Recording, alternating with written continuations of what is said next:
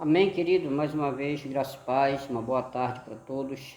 Aqui Fernando Moraes e eu quero aproveitar essa oportunidade na luz desse dia, nessa tarde abençoada, para compartilhar junto com os irmãos aqui uma palavra abençoada, livro de Malaquias, capítulo 3, versos 10, aonde diz assim: Trazei todos os dízimos à casa do tesouro para que haja mantimento na minha casa. E depois fazei prova de mim, diz o Senhor dos exércitos, se eu não vos abrir as janelas do céu e não derramar sobre vós uma bênção tal, que dela vos advenha a maior abastança.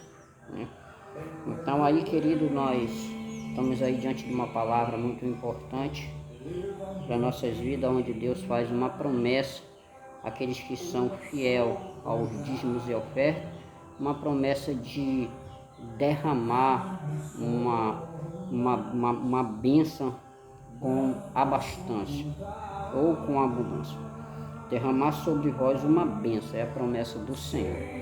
Deus tem promessa de derramar sobre nossas vidas, como atarmos com fidelidade ao Senhor, aos dízimos e ofertas, uma bênção sem medida nas nossas vidas. Deus aí está convidando aí o seu povo ao arrependimento. É muito interessante quando a gente trata desta palavra, que a gente volta um pouco atrás, num tempo, aqui no Antigo Testamento, e a gente vê essa ordenança de Deus para com o seu povo, Aí Deus está dizendo para que o povo viesse cuidar, da sua obra, cuidar do seu templo, cuidar do seu líder, cuidar do seu sacerdote.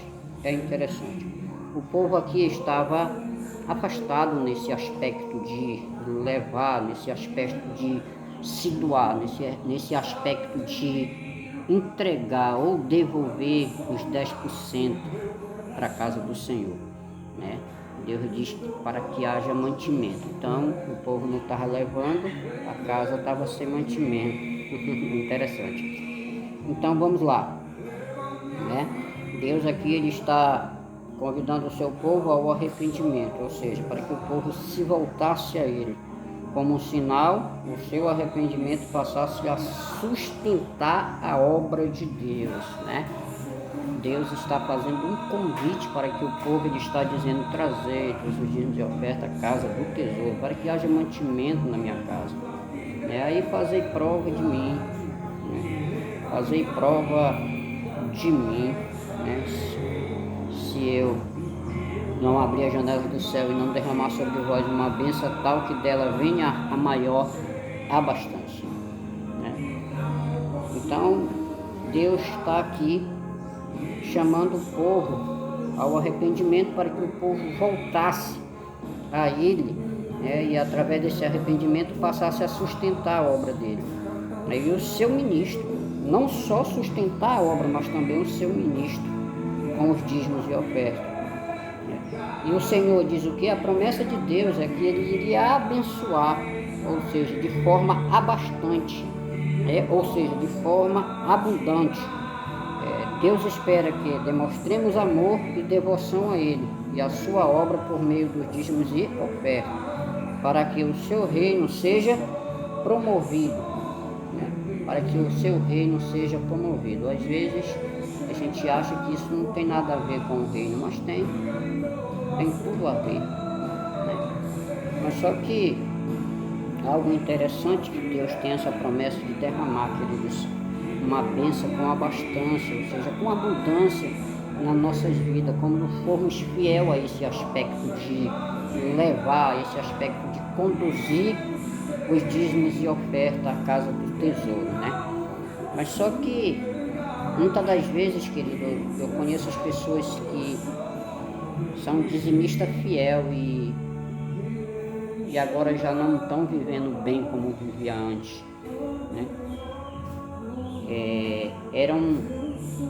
Eram pessoas que abriu a mão para a obra de Deus e hoje em dia já não tem mais aquela abastança na sua vida. Mas e aí, Deus derramou? Não derramou, querido.